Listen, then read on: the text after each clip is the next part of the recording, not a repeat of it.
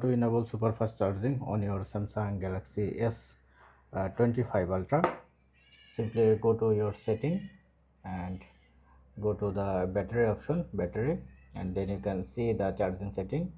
Then you can see the fast charging option. Select fast charging, just enable this option. And to super fast you need 45-watt adapter with cable. Now I am connecting my 45-watt adapter, and once I insert this one, then you can see the pop-up available here, and it's now super fast charging, and it's take 50 minutes.